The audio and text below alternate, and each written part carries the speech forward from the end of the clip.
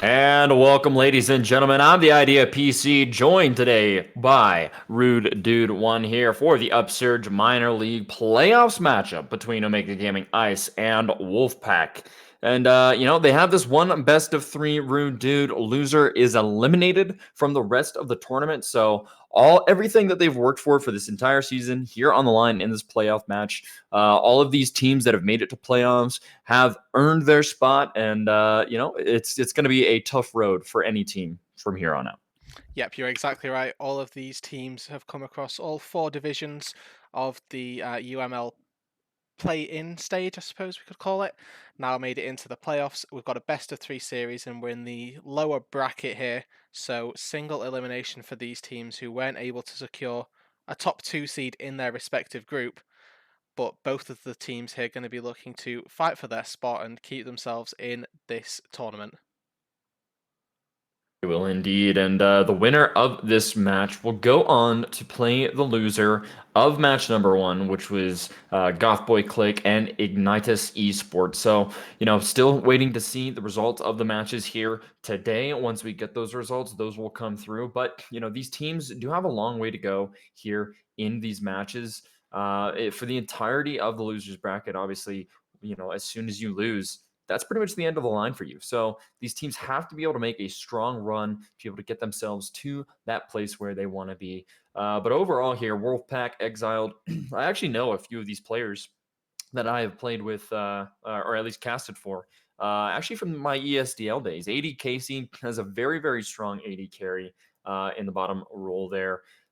His Aphelios has absolutely popped off in the past. I'm very, very excited to see what the picks and bans are going to look like here as we are taking a look at some of those now.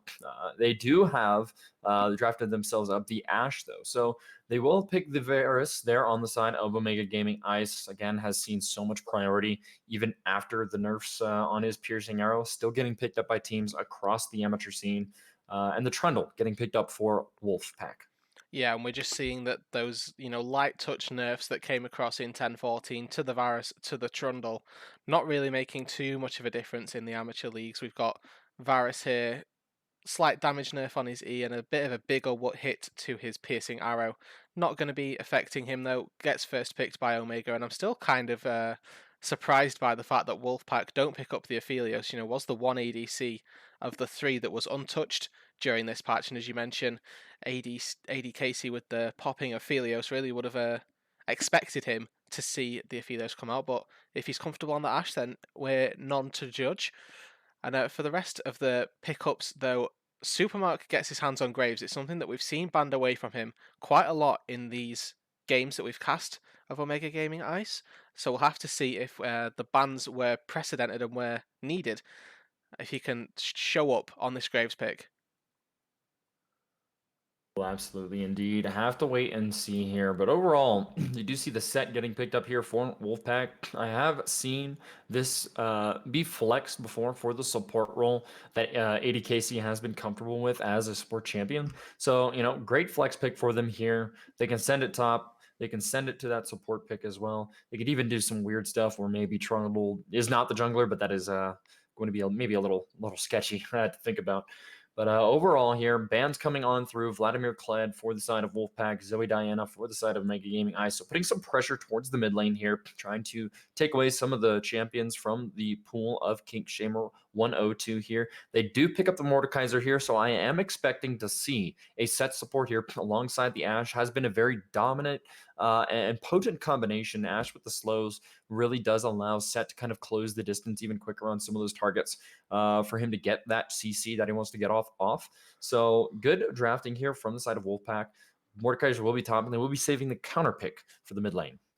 Yeah, absolutely. Something that we typically see in drafts in general is that counter pick mid laner being saved for your R5 slot.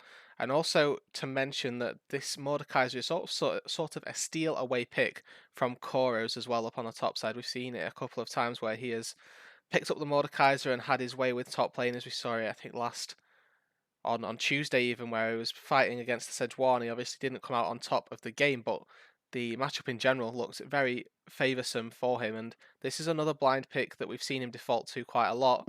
Or both of those actually. The Kennen gets locked in alongside the Cassio in the mid lane for Schmurder.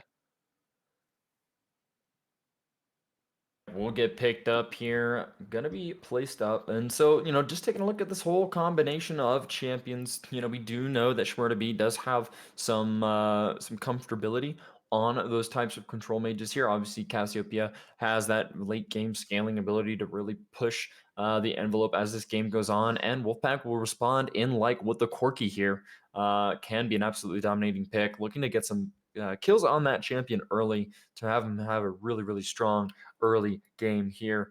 It looks like the players and the teams are already up inside the client draft. We will be getting ready to go to that here shortly. But overall, taking a look, I do want to talk a little bit more about these teams and kind of the time that they had in their regular standings for their respective divisions. Wulfpack Exiled did end up with a 4-3 record, actually winning out with the head-to-head against Los Payos there in the Cloud division. Being able to pick up one less loss than Los Payos did give them the 4th seed in the Cloud division, and they are up against Omega Gaming Ice here. They had the 5-2 record, total with 11 wins, 6 losses. They were pretty close to that number 2 spot there. Wulfpack Vengeance with 6-1 at 13-3 total for their round. So Omega Gaming Ice, I do believe, is one of the stronger 3rd seeds to be coming out of these divisions. When you take a look across the board, they do have the most wins or tied for most wins in all of the 3rd seeds for these divisions. So I do kind of rate them maybe a little bit higher than what their current rating would suggest. So I am expecting them to have a very, very good game here. I think, though, that this is really going to come down to which of the AD carries is greater here. AD Casey has been very, very strong in the past. I've seen his performances, and obviously Waffle Wheel is infamous on this team for his 1v9 potential to really just kind of snowball these games in his advantage. So getting to see that matchup between these two AD carries is going to be my matchup to watch here. I do think that this series will go to a best of 3, game 3, but I'm going to guess that it will be a 2-1 in favor of Omega Gaming Ice. And I like the predictions coming out, something that we don't do too often. Maybe should experiment a bit more with it. But yeah, I also echo the sentiment that Ice definitely looking like a really strong 3rd seed team, even though they had essentially a tiebreaker for 2nd seed on Tuesday that they did lose 2-0. Both of those games, I feel, and I think the team felt, could have easily been wins, and they could have turned it around and showed up and got themselves that 2nd seed, putting them into the upper bracket. But they're nevertheless down here in the lower, fighting their way through. And we're just going to take a minute to talk about how the comps want to play out, if you'll indulge me. We've got the Cassiopeia and the Varus, which are 2 very late game scaling champions for the side of Omega Gaming Ice. Obviously, if you get an on-hit Varus who's going to need to cut through Trundle, cut through Set, Waffle Wheel played it a lot as well, so should be comfortable with that. These 2 champions scale really well into the late game. You've got Graves, who should really be able to bully out a Trundle in the early game as well, to give themselves a little bit of power in the early game so that they're not solely dependent on the late game. But then we look over at Wulfpack as well. They've got Corki, who's likely going to be building Mirror Mana. They've got Ash, who scales really well, and a Mordekaiser, who will actually be really strong in a split push scenario or even in a team fight, just to try and neutralize one of the key carry threats, maybe ultimate or using his Death Realm onto Kennen, denying that slicing Maelstrom coming through and causing havoc in the backline. But we'll have to wait and see, because I feel like 2 big team fight teams here will come down to execution for the most part. Absolutely, there, Rude Dude. And as we get ready for our spectator delay for our competitive integrity, ladies and gentlemen, again, I'm the Idea PC, joined by Rude Dude here on the casting desk for this Upsurge Minor League playoff matchup. We will see you on Summoner's Rift right after the break, ladies and gentlemen. Do not go anywhere, and we will be right back.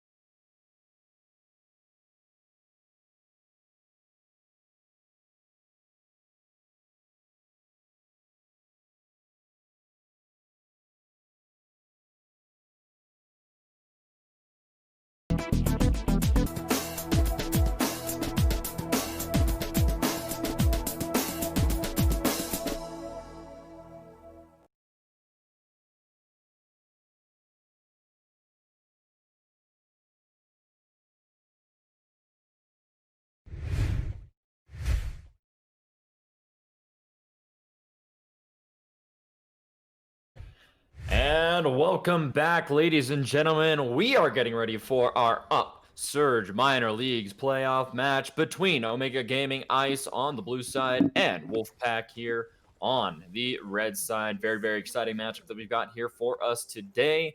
And it all comes down to this. Loser of the best of three does get eliminated from the tournament here.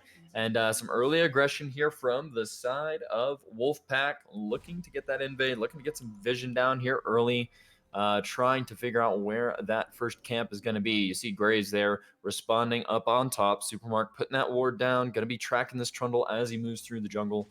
But these teams getting ready, they have worked this entire season inside of the UML for this moment here for the playoffs.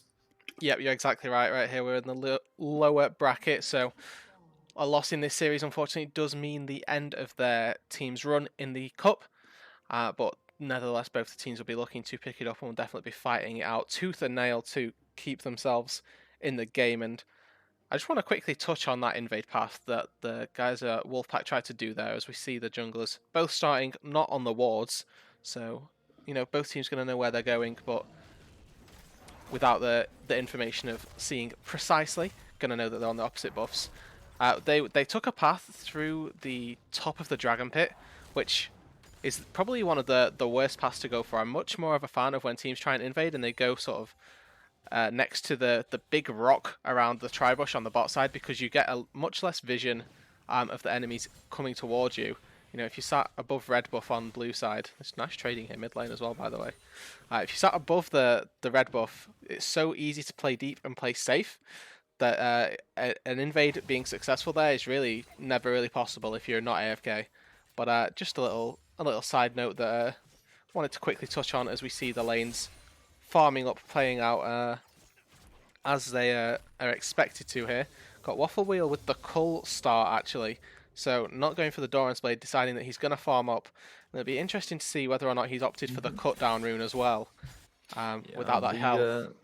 We do end up seeing a lot more of the Cull these days, and there was, I know there's some information put out there, I believe it was on the League of Legends subreddit, talking about the advantages of Cull after AD carries had received the kind of base health increase, which kind of accounted for some of that you get out of the Doran's Blade. And so teams have started going for the Cull option because you do get some healing out of it. But additionally, you do get that extra gold. So it's actually become more efficient, to start taking Cull as the first item on 80 carries, as opposed to things like the Doran's Blade, which has been meta for so long. But talking about this bottom lane matchup here, you have the Nautilus and the Varus, right? Which into the Set and Ashe, I think is a very, very good combination. It does allow you to maybe have some kind of engagers like to counteract the Set that's in that lane, right? He doesn't have any ranged ability. He can't really close the distance as easily as you would like to. So realistically, right, Waffle Wheel just has to play behind the wave here. They have to be wary of the hook from the Nautilus and the Dredge line coming out. So, it could be a bit of a sticky situation. Graves, though, gonna get caught out here in the jungle here, looking for the pillar, but he's gonna be able to dash right on over here. Cassian able to put the roots down. He could be in some trouble here. Trundle having to get away. KD Casey gonna flash out there, but not gonna be enough. Supermark picking himself up the double kill right here. And there it is. Omega Gaming Ice having a great start, putting some priority towards this bottom side of the map, trying to get Waffle Wheel on that 1v9 carry potential. Yeah, and really nice play from Omega Gaming Ice. They recognised the early priority that they had and were quite happy to take that fight. We saw the power that Graves has into the Trundle right there. The Trundle put the pillar up. Supermark with absolutely no hesitation, quick drawed over it, pretty much negated the entire pillar and was just able to fight around it really easily. And it was such a well-worked counter-attack sort of from Omega Gaming Ice, picking themselves up 2 kills. Unfortunately, do burn a couple of flashes that weren't quite necessary. Obviously, Supermark flashed in to get the kill, and then Waffle similarly did so. Mid-fight. Yep, flash coming out here from Schmur to me. Gonna put a lot of damage down onto this Trundle here. Cassian, though, with the roam, able to find the Dredge line onto King Shamer in the mid lane, but the damage not gonna quite be enough. Low mana here for Schmur to be is meaning that he's not gonna have the damage output after most of that was put into the Trundle. But overall here, good roam coming out from the support from Omega Gaming Ice. You can see, right, getting those early kills down bot does give you that priority to be able to push that lane out and get your support the roam timer that he needs. Yep, you're exactly right, and they might be fighting here. Oh, gonna just back away after the Valkyrie in. Didn't feel he had the lethal damage to secure that kill. Schmurder no health, no mana. Gonna take a recall now and have to see is going to be able to pick up the tier in this base, get himself scaling up to a nice even point to start, getting those stacks in, getting the Zerath's Embrace worked towards and being a late game monstrous carry that we all know Cassiopeia can be. Obviously, the no boots rush on Cassiopeia because you get 6 items instead of the 5, meaning that she does scale better than pretty much any champion in the game. Other than probably a Casting, Casting always scales pretty well, but irrelevant in this situation. And the tier now coming out for Kinkshamer in the mid lane as well, looking to match the scaling from Schmurder. Yep, looking to get that damage down overall here. Wulfpack Exiled looking and trying to find some success in the early game, but unfortunately, things have just been going Omega Gaming Ice's way so far. They do have the CS advantage in every single lane right now, and it is resulting in an almost, the 2.2k gold deficit for Wulfpack Exiled here. Some of that coming out of those early kills, the first blood, of course. But now, Petrifying Gaze here in the mid lane, going to get the damage down on a Kingshamer. He's going to have the Valkyrie right out there. Damage really, really kind of scary here from Shmur to be this early on. And he only has the tier and the mana crystal here completed. Obviously, the Doran's blade, or I'm sorry, Doran's ring giving him a little bit of extra AP there, but not too much. And Corki, not exactly the strongest early game champion, but this Cassiopeia really showing him what for. Yeah, definitely not strong in the early game when he also goes for the tier. If we'd have maybe seen a Sheen purchased out of him going for that Trinity Force, then we might have seen more priority in that 1v1. But just nice chunk from Schmurder. Manages to secure the Infernal Drake as well for his team with Supermark. But fight down bot. Yep, coming right now. That's a nice face breaker onto 2. The Haymaker going to put Supermark down to about 200 HP there. Some nice damage coming across the wall there from Waffle Wheel, able to get, Kingshamer is also low in the mid lane there, but Drugged and Drunk almost taken out there. Really, really low. Nice dredge line, though, landing onto 80. KZ here. Do they have the damage to follow it up? The slow's coming in. The root not going to quite come through. Waffle Wheel going to back off of that one, and they are just continuing to press their advantage here with the support that had gotten knocked down, had to go and recall there. Omega Gaming Ice just playing really, really aggressively, right? They've drafted themselves a dangerous bot lane with the Varus and with the Nautilus here. You saw the Chain of Corruptions there, not quite landing onto 80 Casey. But, if you're able to lock down one of these members in this bot lane, it really can be devastating, right? You don't have a whole lot of disengage. Set can kind of throw a opponent out with the showstopper, but it could kind of condemn him to death. So you make that trade of, well, my 80 carry is now safe, but I'm in trouble. So you just have to play really, really carefully around this bot lane. You have to get that good engage from the set, try and be able to get around them for the showstopper to put them out of position, which is a little bit harder to do on their composition. Yeah, you're exactly right with Omni Stone set as well. Mercury Treads Rush probably going to be really useful for him versus the Nautilus. And yeah, if he does end up having to showstopper to disengage his AD carry, will likely end up falling himself. But I just want to quickly touch on how, we've talked about it already, how happy the Ice are in this particular game right now. They've got a almost 2,500 gold lead right now and 2 really strong super scalers in their solo lane and Waffle Wheel down bot. So the fact that they're ahead in this game is something that they're probably not expecting or didn't need to happen, rather. They'd be quite happy just sitting, going even and scaling up. But the fact that they're ahead actually means that they're really ahead, if that makes sense. That they shouldn't be in this position at this point in the game. Wulfpack drafted this Trundle to try and play early game pressure and get some ganks off, but he's just not been able to ever since that level 4 fight down bot side. Or engage bot. Yeah, but coming through now, there it is. Able to get the face breaker there onto Waffle Wheel here, but the damage really coming through, having to flash away from the piercing area, but 80 Casey able to kind of just run them down here, able to kite here effectively. Cassion, it might just give up his life here to be able to save Waffle Wheel. The slows are coming through. Yeah, he's got to be done here. The heal, will it be enough? Yes, but there's a teleport now coming in behind them. Koro's going to be on the back line here. Set's going to fall down. Damage coming through here, looking for the kills. They are able to pick up one there towards the bottom side of the map there. Waffle Wheel going to find the Chain of Corruption onto the Trundle here. Could be able to knock him down. One more auto will do it, and that will be that. up towards the top side. Koros able to get the better of Mac Daddy 145 in the 1v1. Damage coming in here, and overall a huge win here for Omega Gaming Ice across the board. Able to get the kill in the solo lane up towards the top, able to absorb a lot of pressure there in the bottom lane. This has got to be nothing but a win for OGI. Yeah, they go 1 for 3 overall, and in effectively what was a 4 versus 3, essentially. They were down members because Waffle Wheel and Kasion essentially absorbed everything in the bot lane. They managed to absorb a gank from the Trundle, who oversteps just a little too far into the turret, and the Chain of Corruption from Waffle Wheel caught him out under the turret. They were able to cut him down as well. Koros up on this top side has a 2-level lead, almost double the CS, and has managed to transfer that into a kill. Something that we've not touched on this game is how well Koros is doing up on this top side with just the components of Protobell already really asserting himself in this lane as the dominant factor. And this game is really looking uncontrollable for Wulfpack. Ice here, they've got advantages in every single lane. Even Schmurder B in the mid lane wrapping up a nice 20 CS lead for himself just about. Koros has now dropped first turret, and Supermark as well, with the use of the Herald help him out there, has picked himself up a 5 or so camp lead.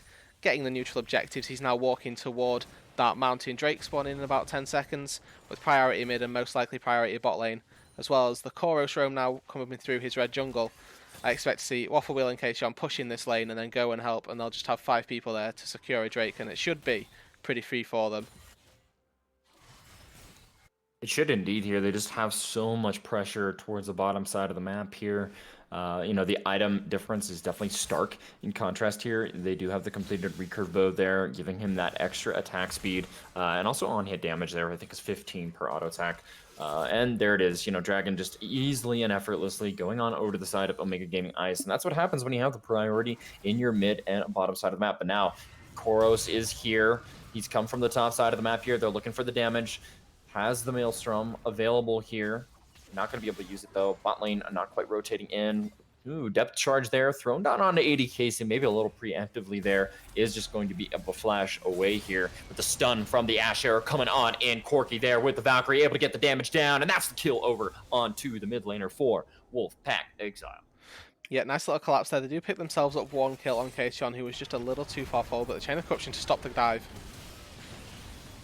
Here it comes now, slicing Maelstrom, able to find multiple targets there with the lockdown. Mac Daddy in some trouble here, is going to be able to pop the indestructible as he pulls Koros into the death realm. Stun coming in, but the showstopper is going to shut him down. There's the kill as Drugged in Drunk, able to find the essential trade kill there. Trundle falls, but Koros is going to follow up right on it. And it looked so good, the engage there from the side of OGI. You had the slicing Maelstrom with multiple members getting locked down there. Schmurda B, however, not in the fight there, is a huge point of power right now for this OGI squad. Is going to be able to trade some plates there in the mid lane, so at least they're getting something.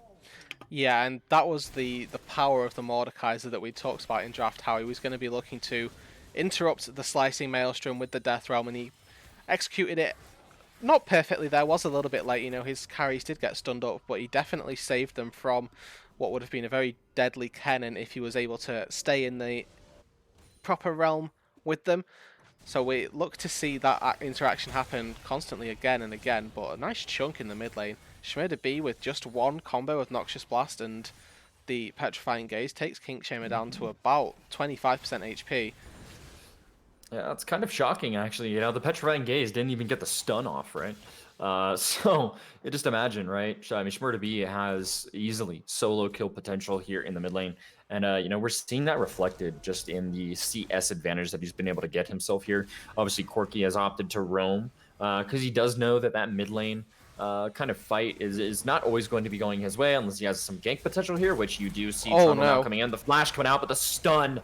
Oh, that's going to be tragic here for Schmurda B. He's going to get shut down.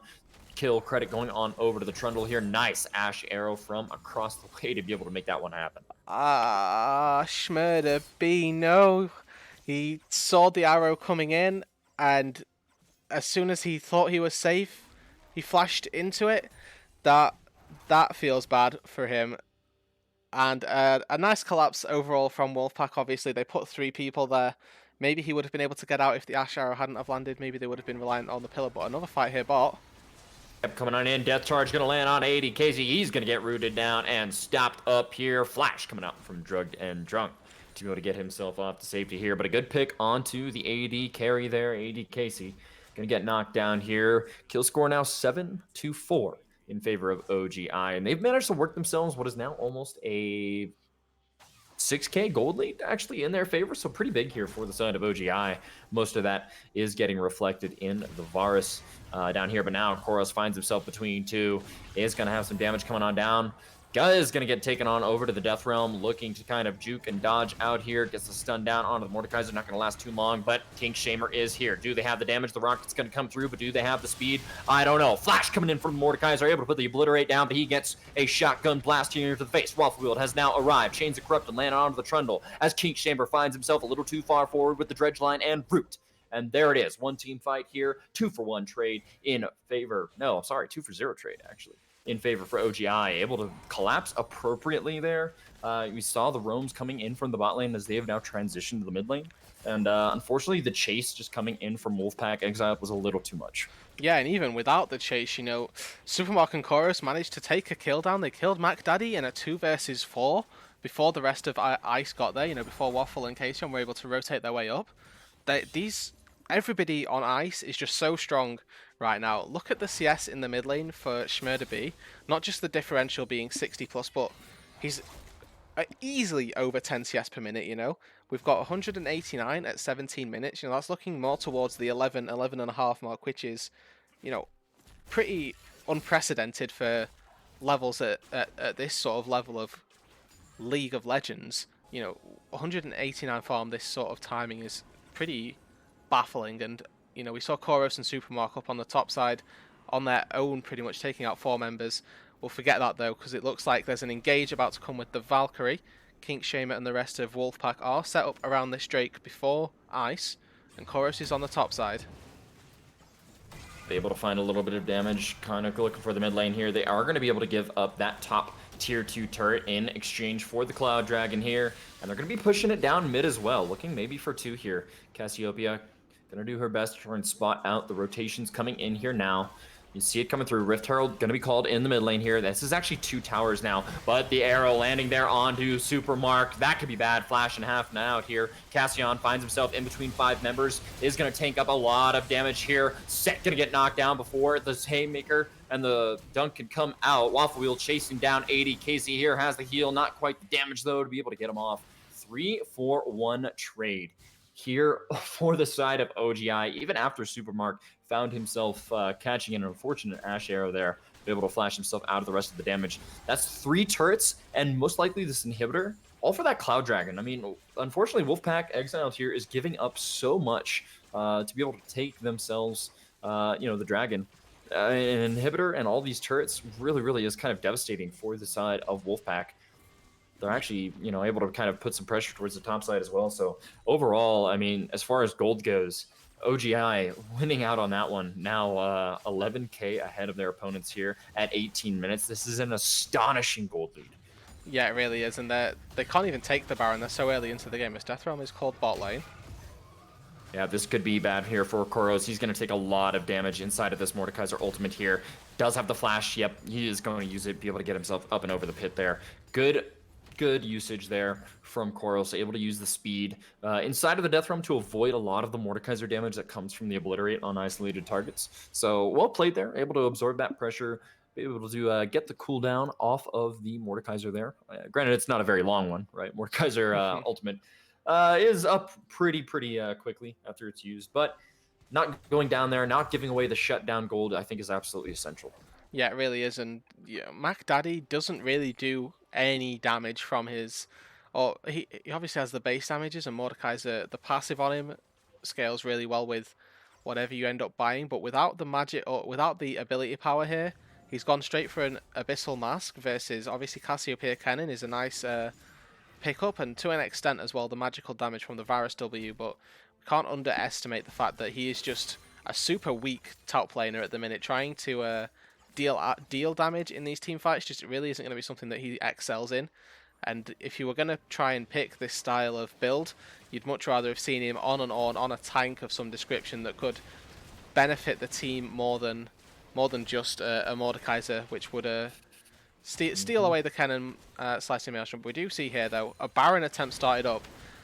Trundle is nearby, but I don't think that he knows. Schmerderby is zoning. Yep, 80 KC there, already throwing out the Ash Arrow. Smurderby might be in some trouble here, though. The teleport now coming in from Chorus. He's going to flash up and out over onto the Baron pit here. The rocket, though, from Corki, able to find its mark, but a slicing Maelstrom onto 5 members here. But I do not think the rest of OGI want the fight. They're very hesitant to take it here. Cassion is low health here. The rockets coming out from the Corki can be devastating. All the members of OGI, though, able to get themselves out after Schmurderby does fall. Man, that was really ballsy from Koros. I mean, just going in there 1v4, 1v5, looking for the slicing Maelstrom outplay. But, man, what a fight there. Coming out from OGI, able to get themselves and pick it up. The Baron here, improving that gold lead now to 12k in their favor here at 20 minutes. I mean, this is probably one of the most one-sided games I have seen in a long time. You know, if you're Wulfpack Exiled right now, you know, you're looking at the objectives on the map. Not a single tower has been taken from the side of OGI. They did get the one Cloud Dragon earlier in this game, but obviously we saw how that ended up turning out for them. And now the Baron here in the hands of OGI, they really have a lot of potential with a mid lane inhibitor already down to really get the rest of these towers and inhibs. Yeah, you're absolutely right. The Baron, they took it pretty much on spawn. You know, it's hit 20 minutes, and Ice were there. They were ready just because of how far ahead they are. They were able to. They do have the items and the sustain on Casion to be able to tank up the Baron before it killed them. And Wulfpack really weren't expecting it. You know, we only saw them at the last second get toward that Baron, and that goes wide. But a nice petrifying gaze there is going to find Drugged and Drunk there. The dredge line down onto the Corki's going to put him out of the fight. They're putting a lot of damage off into the Trundle here. They're going to be able to run down the members. Kennen rallying through the back line here. Mac Daddy going to take him to the Death Realm, but he's going to walk himself and find him in between 5 members. The damage coming in, and the ace here for OGI at 22.5 minutes with Baron buff. They're going to be able to run this one down. The death timers just a little bit too long here. The first Nexus Tower is going to fall. The second one surely to follow. And ladies and gentlemen, in dominating fashion here in game number 1, OGI take the first of this playoff best-of-3 series. They're going to pad the KDAs. They're going to get the repeat ace. They're going to lose Supermark, but it does not matter. That is game 1, OGI. Yeah, game 1, they're going to the way of Ice, and honestly, really convincing fashion. We see 23-minute game, super speedy, and 15,000 gold lead at the end of it all. Couldn't really ask for much more as a Omega fan yourselves. We look at the damage charts as well here. Just have a look at the damage across the board. We've got Chorus and Waffle Wheel taking on the highest damage shares, and other than Corki in the mid lane, who was able to dish out quite a substantial amount of poke, obviously around the Baron, did pick up Schmerder as a final kill, but it really was never even close. As soon as the kills in the bot lane around the Tribush happened and Ice went 2-0 up with a double kill onto Supermark, it really kind of felt like it was their game to lose, and they never gave Wulfpack an inch, let alone a mile, to run with it. Yep, and you know, with all that said, we're going to be getting ready for a game number 2 here, ladies and gentlemen. We will see you after a short intermission as we get ourselves ready up here for game number 2. With that being said, we will see you right after the break, and do not go anywhere.